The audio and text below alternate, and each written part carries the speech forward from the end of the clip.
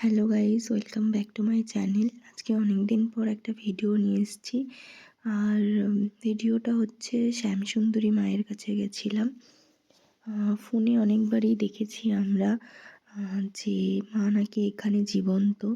তো সেই জন্যই আজকে আমরা বেরিয়ে পড়েছিলাম মায়ের কাছে যাওয়ার জন্য। হয়তো মা না টানলে এখানে যাওয়া হতো না। তো আমরা চলে এসেছি মায়ের কাছে। এখানে আশেপাশে অনেকগুলো দোকান আছে। তো সেখানে একটা দোকান থেকে আমরা মায়ের মন্দিরে পুজো দেওয়ার জন্য ডালা নিয়ে নিলাম। এখানে ডালা পড়েছিল আমাদের ১০১ টাকা। আর এখানেই জুতো রেখে যাওয়া যেতে পারে।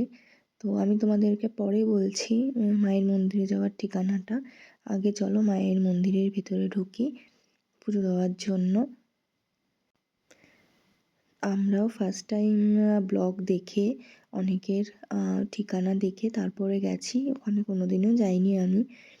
তো সেই জন্যই আমরাও গেলাম ওখানে। তো আমরা ভেতরে ঢুকে গেছি, মায়ের মন্দিরে ঢুকছি এখন।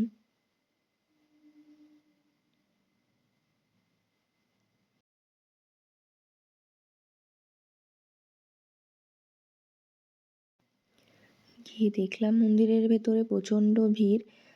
মায়ের মুখটা দেখতে পারবো নাকি সেটা নিয়েও আমরা একটু টেনশনে ছিলাম যে এতটাই ভিড় যে মাকে কি দেখতে পারবো কাছ থেকে, মা কি দেখা দেবে আমাদেরকে। যাই হোক, যেটা হয় আমাদের মনে যে এত দূর থেকে এসেছি, সত্যি কি এই জীবন্ত মা শ্যামসুন্দরীকে আমরা দেখতে পাবো। তো অনেক কষ্টে মায়ের একটুখানি ঝলক আমি দেখতে পেলাম। আর এই দেখো মায়ের পুরো ঝলক। এখানে মা নাকি ৫ বছরের বালিকা রূপে পূজিত হয়। চকলেট আর চালকলা পেলেই মা খুশি। তো এখানে সন্ধ্যা হয়ে গেছিলো, সন্ধ্যা আরতির টাইমও হয়ে গেছিলো। দেখতেই পাচ্ছ ভিড়টা। আর জায়গাটা খুবই কম, তবুও প্রচুর লোক এসেছিলো এখানে। আর এখানে একটা ভোলেনাথের মূর্তিও আছে। আর দেখতে দেখতে এই যে সন্ধ্যা আরতিও শুরু হয়ে গেছে। এত সুন্দর সন্ধ্যা আরতি হচ্ছিল, যদিও আমি খুব একটা কাছ থেকে দেখতে পারিনি। আমার ছেলে ছিল আমার সাথে বলে ও একটু আওয়াজে ভয়ই পাচ্ছিল, তাই আমি একটু দূরে ছিলাম। দেখো সন্ধ্যা আরতিটা তোমরা। আমি আগেও সন্ধ্যা আরতির একটা ভিডিও পোস্ট করেছি তোমাদের কাছে, তাও তোমরা আরেকবার দেখে নাও সন্ধ্যা আরতিটা।